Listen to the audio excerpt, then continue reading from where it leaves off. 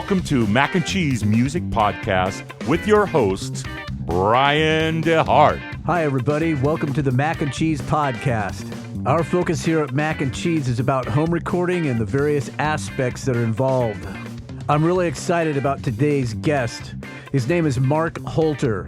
Mark knows a ton of information regarding acoustic, electric, and bass guitars. Frankly, I know how to record them, but I am woefully ignorant in the technical details. Buckethead. Go easy on me, Bruno. I don't know everything. No, I mean it. Well, all right. Let's move on with the podcast. Carpe diem. Seize the day, boys. Hello, everybody. Welcome to another Mack-n-Cheeze Music Podcast with myself, Brian DeHart. Today's podcast, we're focusing on how to purchase a guitar on a limited budget and the parameters and the process that you need to go through to accomplish that goal. And in order to facilitate this today, I've got my good friend Mark Holter here, who understands fully how to get the highest quality level of guitar available within a budget. Okay. You think Sounds reasonable? That sounds reasonable to you? Yeah. So you had an interesting process. You now have a Gibson J35, which is a reissue? Yes. They were originally made in, I think 1935 is when they first came out. And they were made originally as a budget guitar. Yeah. Oh, So, okay. And I they didn't made know them that. until about 1943 or so. I'm not sure on these dates, roughly around there. And then they came out with the J45. And so that was the working man's guitar back then. And it was sold for $35. I think that's why they called it the J35. Oh, yeah. okay. Yeah. And they were pretty good guitars. But then Gibson decided to reissue them in, I believe, 2013 or around there. And they made them up until about 2018.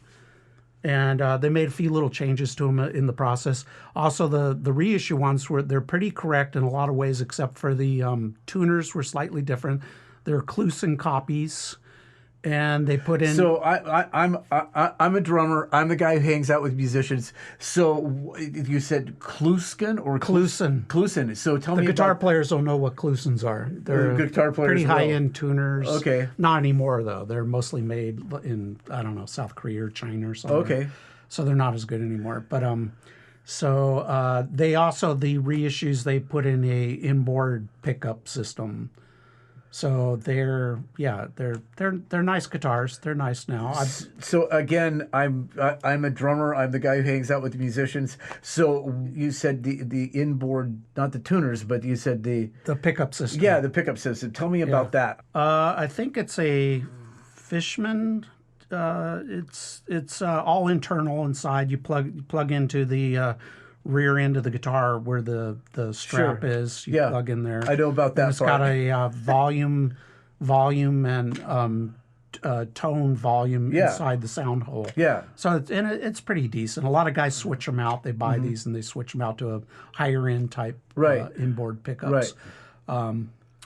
They're pretty decent guitars in general. I mean, they're not the highest end guitar you could get. Basically, for the type of the nuts they put on and the saddles. Yeah, they're not the highest end ones. The particular one I have, which is a 2017, I had a bone nut put on the nut and the saddle, all bone. Okay. So it really improves the sound of the guitar. Okay, great. Yeah. Plus, it's a mahogany body guitar, and it's all solid wood guitars. Yeah. For the amount of money I paid for this guitar.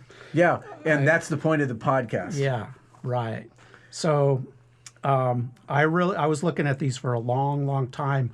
I did a lot of research. Tell us about it. I checked websites, people selling them, eBay, Craigslist, looking every detail of these guitars I could find. I watched YouTube videos, listening to how they sound, reading reviews, looking at prices, checking over and over. Probably for a pretty long time. Right. At least probably maybe a year. Yeah. Before I actually purchased one. Yeah. Really wanted to make sure I was, because I'm cheap. Well, I mean... No, I'm frugal. Right. I'm frugal. Frugal is... So, Yeah, frugal's a good word for it. So I ended up paying. I found this thing on the website Reverb that sells a lot of musical instruments. Oh, yeah. I know that. And I found one on there I really like. There was a lot of them on there. I looked at, there was this particular one I saw, and it was a little more than one of the, it was like, I don't know, $1,400 or something. But I kept waiting, looking at it. I'm never in a rush to buy something. Makes always sense. take your time. Yeah. Any guitar, anything you purchase in general, you should always, there's always going to be another one out there. It's never, nothing's that special that there's not going to be another one Right. that's either better or whatever. Never do it on a whim or doing it like that. Right, don't be spontaneous Yeah, about it. spontaneous. Don't be spontaneous. Yeah. You know, really take your time, really search, really get your information down and know what you're buying. Do your research. Do your research and be patient. That's some of the key things of buying a guitar on a budget.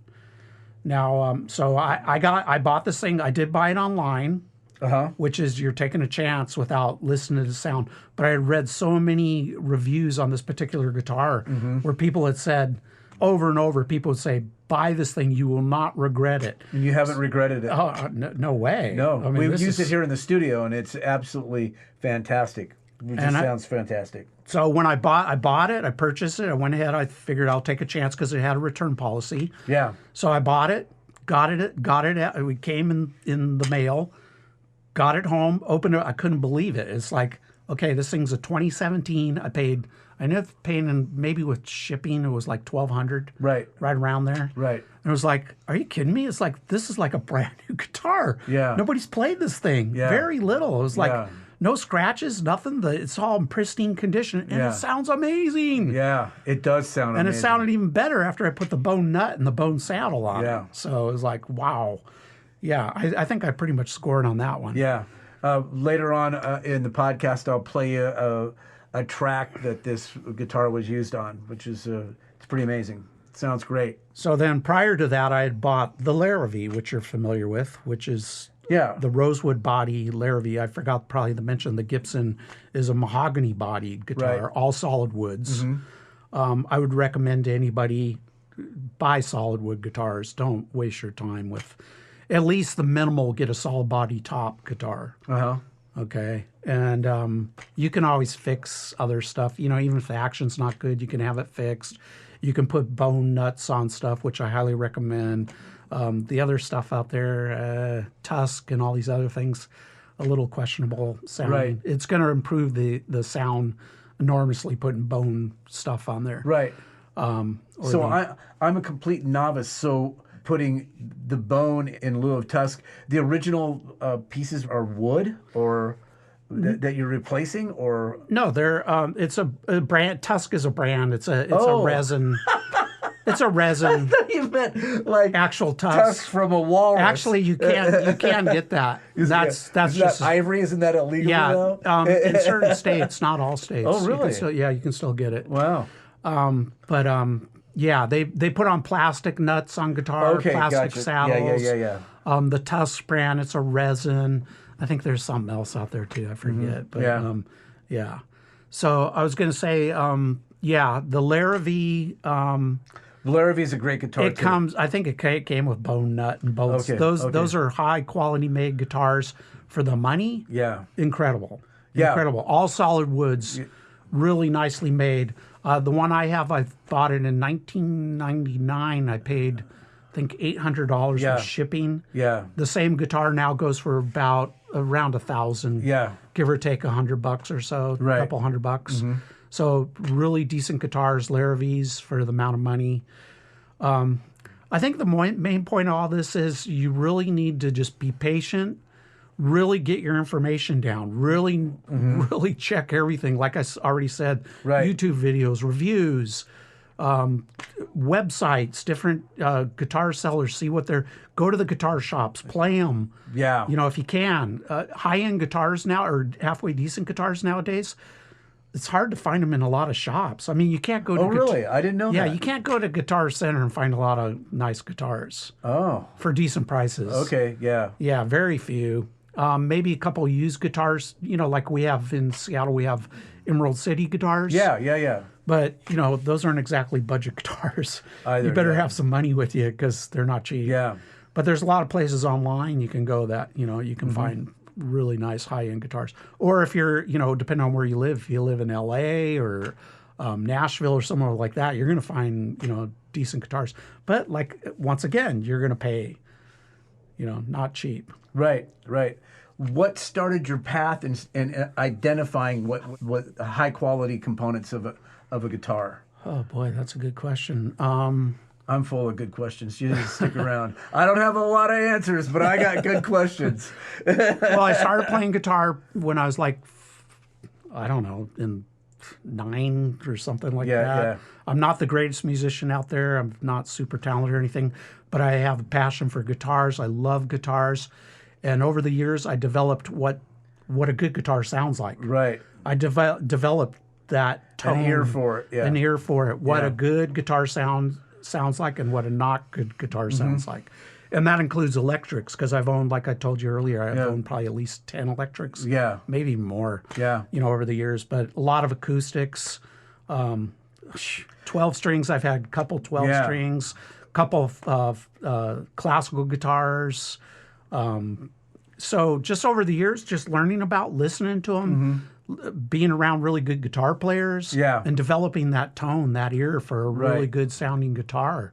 Yeah, which I know you have that as well. Even but without being a guitar player. I learned that from being around people who know what they're doing. Yeah, I mean, it wasn't something that just was part of my being. I had to learn how to listen to understand intonation and all that but kind of stuff. you know now, though. I have a pretty good idea. Yeah. I have a pretty good idea. Yeah. But, it comes down to, you don't know a lot about, about the sound of guitars, but you don't know a lot about I don't know about the components. You're right. Right. And, what makes the components that make a good sounding guitar. Right. Or the workmanship that goes into that guitar, the type of bracing on the guitar. Yeah, can you identify those components for us today?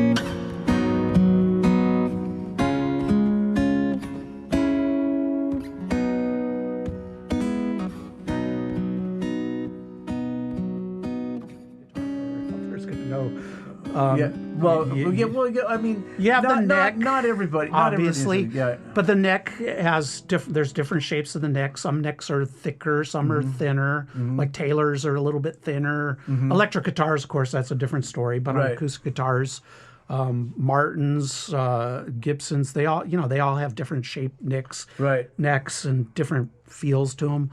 You have the nut, which is where the strings go at the very top of the guitar into the actual tuning keys. You have the tuning keys, obviously, and that can make a big difference too. For instance, on the Gibson, like I mentioned before, it had the fake Clusen tuners on there.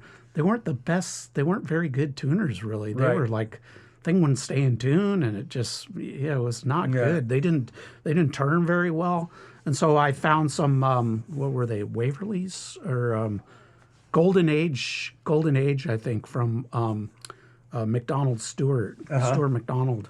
Yeah.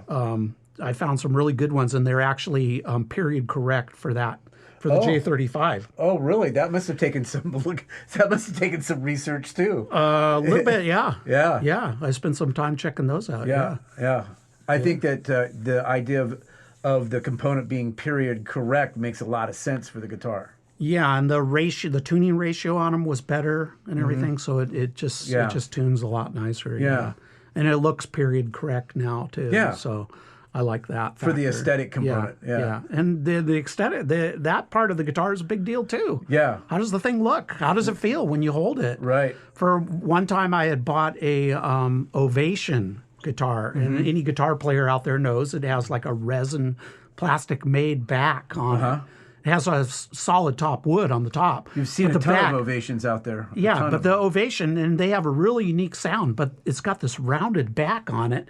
So when you hold the thing in your lap, the thing just slides constantly away from you. It's yeah. they're no fun to play. You have Yeah. to have a strap on to play the darn things. And yeah, I'm not a big fan of those, really. They're a little funky. I'm not crazy about them. Yeah, that's fine. Ovations, Everybody's got their yeah. preferences. Yeah, Gibsons, Martins, Larravees, Yeah. all those high-end names. Yeah. There's a lot of guitars out there that are boutique guitars that are, killer guitars that, their price range of those out of Yeah, out of sight. for your normal Yeah. guitar player. Yeah. I do not recommend people buying guitars made in China. Older Japanese guitars, you can find great deals on older, ones made in the 60s, early 70s. Yeah. You can find great deals on those guitars. Most of those guitars, early 60s Japanese made guitars, killer guitars. Okay, there you go. Oh yeah, great, some great stuff.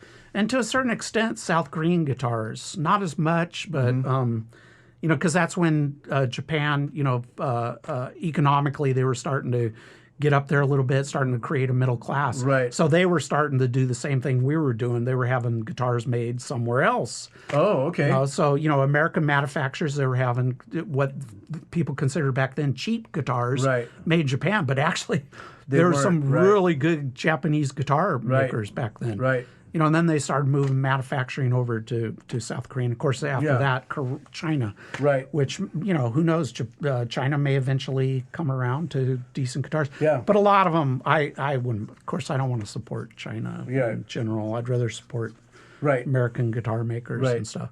But you can find a budget, a really good guitar if you know what you're doing, where you're looking on eBay, Craigslist, your local Craigslist, looking nationally Craigslist. Offer up any of those, you can come across people getting rid of decent guitars for a low amount of money. Right. Can always offer a low amount of money too than what they're asking. Never hurts to ask. Right.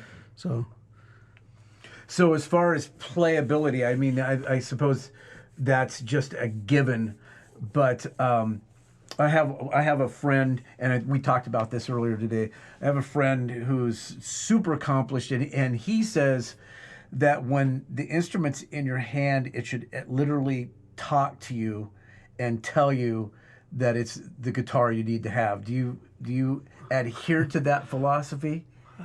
Is that how you judge the guitars that you? I don't. I go by the sound. How does the thing sound? Yeah. Does it sound good, or does it sound tinny, or does it sound? Right. Most guitars to me do not sound real great, especially non-solid wood guitars. Mm-hmm. There's just something in there that just, even some of these, even I've come across Taylors, that everybody, most guitar players think are the cat's meow as far as guitars. I've heard some of them that, they just didn't sound that good to me. They just had a slight tinniness to them that I just can't stand. Yeah. Right. I understand. It's like, maybe put new strings on it or something. But a lot of these type of guitars, they can be fixed up. They can be corrected in a lot of ways. You can modify them in some like, for instance, like I already said, the bone saddles. Yeah. Even bone string pegs. Mm-hmm. That hold your strings in. Stuff like that. You can do a lot of stuff. Fixing the action on them so they play nicely. Mm-hmm. That's where the height of the strings off the fingerboard. Fret jobs, making sure the frets aren't all worn down, that sort of thing. So there's no buzzing and all that stuff. So guitar players out there don't know what I'm talking about. Yeah. I mean, we had this discussion earlier today.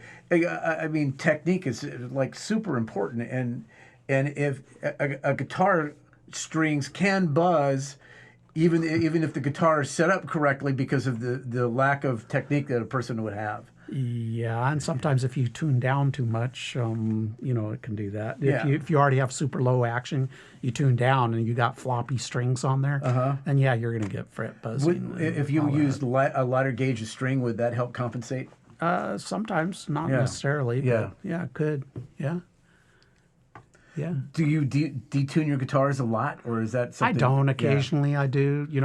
Certain songs I like, maybe they were done, half step down, very rarely a whole step Yeah. down, but and I'll to hear if I'm practicing a song or something, Right.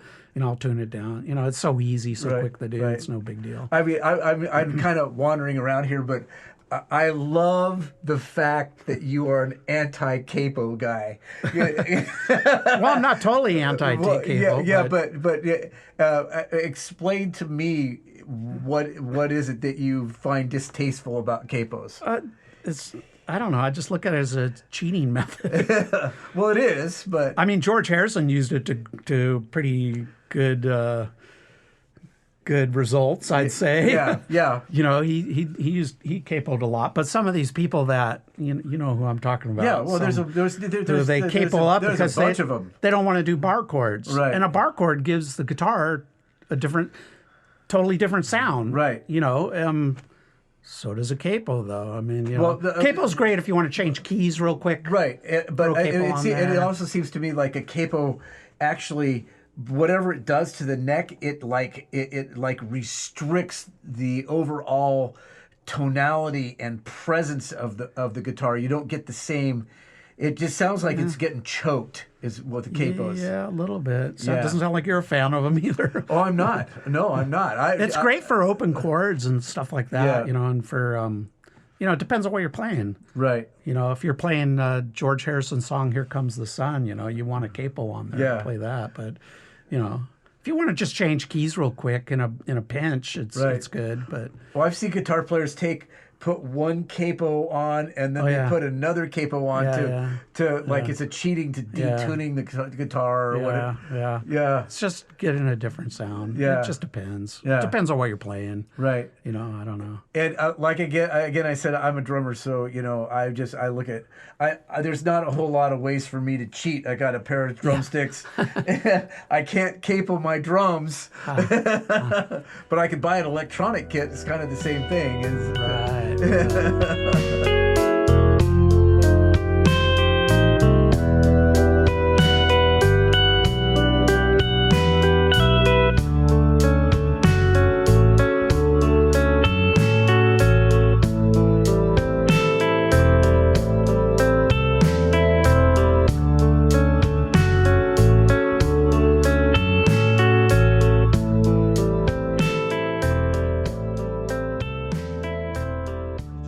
Talk about the electric guitars. Yeah, let's talk about electric. I'm not as big an expert on that. I've had a lot of electrics, but you have been able to modify.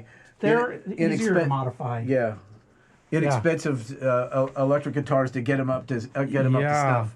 What are some or of the bass things? guitars? Yeah, same thing. I mean, the biggest thing you can do, they're easier to adjust. Your bridge stuff and your intonation and your action height, all that, way easier to do because you can do most of it yourself right on the bridge with a screwdriver. Right. So it's way easier to do that. But you have to know what you're doing. I mean, that helps. I've known people who say, "Yeah, man, I can set up my guitar," and then they set it up, and they've just set it up. You just screwed it up. Now it's completely out of tune. Yeah, there are people like that. Yeah. But most, you can find all that I information. set up my guitar all the time. Yeah, you can find out that information online. Just do this, do that. It's not a big deal. You still got to be able to hear what's going on. That helps. Yeah. But electric guitars and basses, you can switch out the pickups on them. Mm-hmm. There's all kinds of pickup manufacturers out there. You can totally change the sound of your guitar. Right. You can, you can change the tuning keys, like I was talking about with the Gibson, and that can help. Or like our friend Andy Hunting says, I mean, you can almost make any El Cheapo guitar sound like a good guitar. You can make.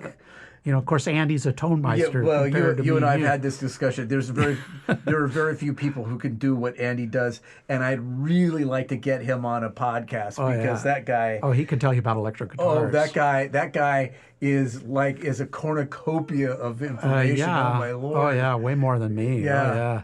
Plus, he makes his own pedals and he's one of those people. Yeah, does all his electronic. He does all his own electronics on his guitar. It's really surprising that he never put together his own company. Yeah, he's the one who helped me put together my jazz bass. Oh, okay. Yeah. So I bought the jazz bass from Japan Uh-huh. because they have pretty decent necks on them. Sure, and yeah. They had the tuning keys, everything already Right. on it. But I bought the body from Warmouth. Okay. Warmouth guitar Yeah. makers, which are down near Tacoma, and super high end bodies. they Very, make. very heavy bodies, aren't they? They have super light ones. They make Okay. hollow bodied ones. Okay. Yeah, no, very high end. High Yeah. end. Their necks too. Yeah. Killer. Andy swears by it. Andy I've Hunting- recorded them. They're really growly. Yeah, Andy Hunting put a switch out a neck on one of his Mackncheeze Jazz, his Mackncheeze Strats, I believe, with a Warmouth neck. So, but anyway, so I got a Warmouth body, replacement body, a natural finish body, and I refinished the whole thing myself. Right. But I did a lot of research on the pickups for it. I ended up buying a Fender Jazz bass noiseless pickups. And the thing is a killer. It's a killer sounding bass. I did put a I bone will nut on vouch it. for it because I've recorded it here many times. It sounds great. Yeah, it's a killer sounding bass, and most other bass players they'll play it and go, "Wow, Yeah. this thing's nice." Yeah. Especially, and I use flat wound nylon strings on it, which yeah. to me, I really like the sound of that. Other guys might not. They want to go for a brighter sound on, especially with jazz bass. They Sure. go for that super bright sounding thing. That's not really my thing, but Yeah. But the thing with the jazz bass is I like the way it looks. Yeah. that's part of the whole thing. Yeah. Andy will say that too. Yeah. Yeah, it's part of it's got to It's look part cool. of the aesthetic. Yeah, it's got to look cool. But you look at there's a lot of famous guitar players out there like Kurt Cobain's one of them. He really had a Frankenstein guitar. What he did to his guitar. What did he do? Well, I don't know all the details, but I think he added pickups and tuning keys and did all kinds of weird. Yeah. He had a different neck with a different body on his. I think it was a Fender Jaguar or something like that with a Fender Mustang. Some combination. Somebody out there probably knows all this, but right. yeah. A great loss to the music world. That was what a tragedy that was. Rory Gallagher, he modified his guitars. Yeah. A lot of guys. I just remember too, David Crosby, he had some really nice Martin guitar, which he totally mutilated the thing. Yeah, I think Otis is trying to get in here. What are you going to come in and say hi, Otis? Otis is the cat that lives at the studio. Yeah, meow. That's right, buddy. He's going to come in here. Hi, Otis. Yeah, hey, Otis. What are you doing? Yeah, Otis has gotten involved in some recordings here too. When I mistakenly, I'm sure. mistakenly not put him outside when it was time to do recording. It's what happens when you have a home recording studio. It is a home. There are people and folks like the kitty who live here. Yes. Yeah, he's a good boy. So, so what were some of the modifications that you did to upgrade your guitars? Just putting in pickups, stuff like that. Yeah. Refinishing them. Yeah, and how important is refinishing? A lot of people have refinished their guitars and loved them. Neil Young has his Les Paul. Yeah. It was a Les Paul Gold Top, and he had it. Somebody else might have actually done it before he got Right. it, but he had it painted. It got painted black, and he calls it Blackie. Right. And he's been playing the same guitar for Does it change 25, the tone? 30 It does years. change the tone, right? Not so much on a guitar, on electric, as it would on an acoustic. That's why I'm not a big fan of like Gibson J45s, where they paint the top, they paint the whole guitar. They put the sunburst finish. Yeah. A lot of cheaper guitars, they will paint them, acoustic guitars, because there's some flaws in the wood or something, so they paint it. Oh. And I think it does, especially the top. I think it does affect the sound. Yeah. I wouldn't buy one Yeah. personally. No Yeah. thanks. Even if it's heavily lacquered and all that stuff put on it too much, I don't think it's good. Whereas a lot of Laravies, they're not. They usually have very light finishes on them. Oh, okay. Yeah. Because Which- too much changes the tone. I think so. Yeah. Interesting. Yeah, some guys might not notice or care as much. Some people they just be going for the price of the guitars. I don't think that's a good idea, especially Right. if you're a serious guitar player. Right. I'd say save your money. Right. Get something halfway decent. I think $1,000 is probably the minimal, give or take couple hundred Yeah. bucks to get a halfway decent, good sounding guitar on a budget. When I say budget, I'm talking at least, around $1,000. Right. To get a really good guitar, a decent, really good guitar off, of going into any music store or something, you're going to be dropping, $2,000, $3,000, give or take several $100. Yeah. Around there. I mean, you can get a pretty good guitar between $1,000 and $2,000. Yeah. If you look. Right. Yeah, a lot of, you can get even Taylors are way up there in price now. And man, some of the prices on guitars are like crazy. You're right. Crazy expensive now. I don't know, inflation or whatever it is. It's, not cheap. Have you had any luck going into secondhand stores looking for guitars? What do you mean when you say secondhand store? Like pawn a shops. guitar store? Yeah, pawn shops. Not a lot. Yeah. No. In fact, I don't recommend it. Pawn shops are pretty much a ripoff anyway. Yeah. You might, I've seen some really good guitars in them in pawn shops, but the prices just crazy. Right. Insane. Yeah, because, they up the prices so much in a pawn shop. Right. I have seen really good guitars in there, but not a lot. Mm-hmm. Yeah, especially acoustic guitars. You're looking at mostly, El Cheapo, right? Made in China guitars, that sort of thing. Like even these brands like Fender and I don't know. So there's tons of these brands. Personally, I haven't heard a good Fender. Yeah, they're all. And I don't. They're cheap guitars. I love Fender electrics and Fender amps. Yeah. But they're acoustics. I have not found a good Fender to record yet. Yeah. There's like you said, they just have this tinniness about them. They're just that's because they're not solid woods. Is that what it is? Yeah. Very, very thin. Made they might China. play well.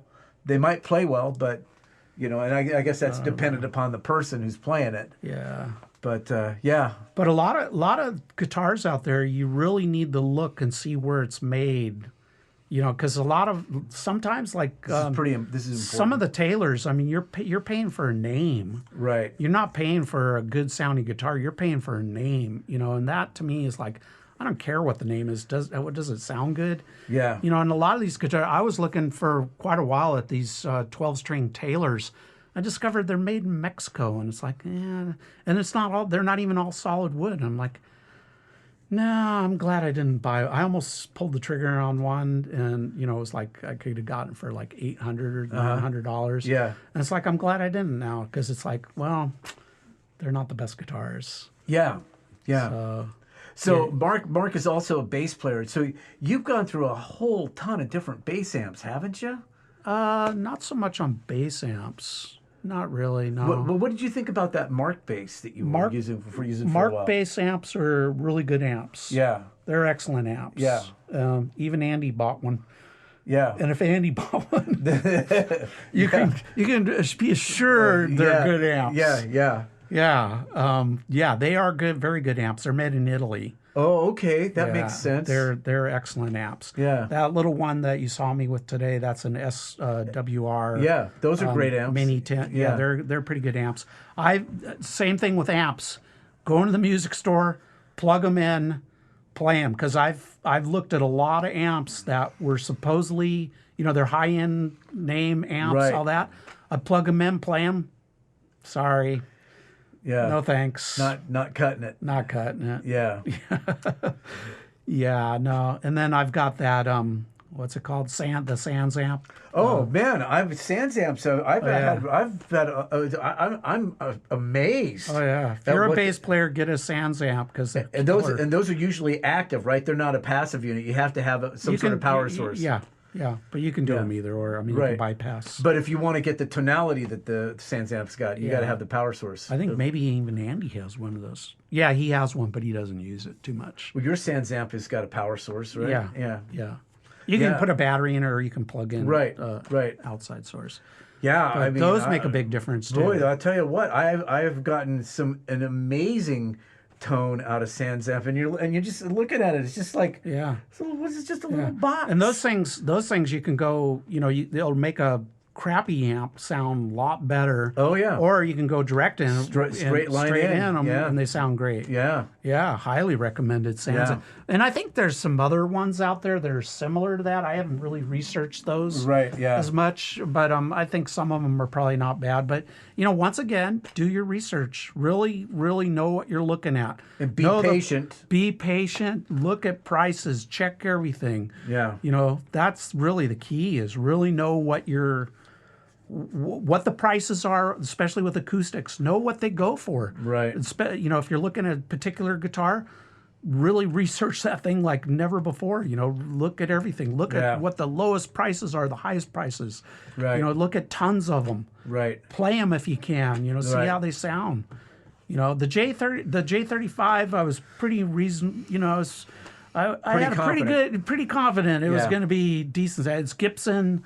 Played a lot of Gibson J45s, tried them out, and they sound pretty good. Yeah. It's a high-end guitar. Bob, I'm pretty sure Bob Dylan in his early years, he was playing a J35. I could tell by the bridge on him. Oh, yeah. It has a very unique bridge compared to the J45s and the other Gibsons. I don't know, but you're learning a lot about guitars here. Well, we sure are learning about it. You can go out and buy one now. Oh yeah, well, just what I need to do. So we just had a little glitch there. So we were talking about getting mahogany body guitars. Yeah, so highly recommended. Rosewood are great, but mahogany are better for recording. Supposedly, not an expert on recording, but from what I've read, I only go better. by. I know what sounds good. And That's all I get. they sound great. Yeah. They're the way to go, I'd say. But solid wood guitars, way to go, especially for resale value as well. Oh yeah. But the resale on those mahoganies must be pretty I would high. think they're going to go up because they're getting harder to get. Yeah. I mean, even Taylor's not making. They're making some other exotic wood guitars. Right. And they're not as many people are making. Rosewood, I think, is still pretty plentiful. Yeah. In guitars, and Rosewood sounds good. It's a great sounding guitar. I'd prefer that over other woods, but. These other woods, they're going to become more and more common. These alternative woods, I forget all the names, all these alternative woods they're using. Right. Taylor's using a lot of them on their guitars. For, and electric guitars, like ash and the more denser hardwoods are better. That's pretty standard, isn't it, for a lot of guitars? In general, yeah. Yeah. The cheaper guitars, not so much. And of course, the cheaper ones, they paint them like crazy because they want to cover up all the blemishes. the crappy wood. Yeah. Yeah. So there's probably a lot of that out there. So hey, you got anything else you want to share with us today? I might remember something when we're all done. But Mark actually suffers from delayed intelligence as well as I do. That's true, actually. It is. Yes. It is. Yes, I don't dispute that one bit. All right. Well, hey, again, today's guest was Mark Holter. Mark had a lot of information that he shared with us. And thanks you for listening in to Mack-n-Cheeze Music Podcast. Have a great day. Say bye, Mark. Bye, Mark. Man, I learned a lot of stuff from that podcast, and I hope there was valuable information for you as well. All right, man, that kind of wraps it up for today, so we will talk soon. Ha! Hit me now.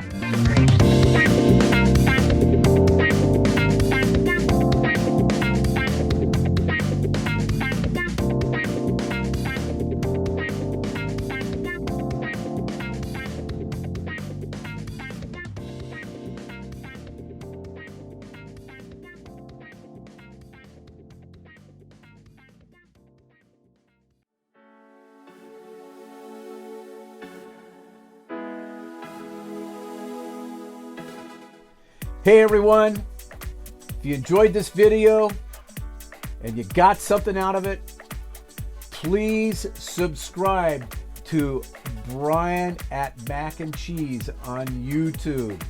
Just press that subscribe button and you'll never miss another episode. Hey, and you got that going for you, right? All right, cheers, have a great day.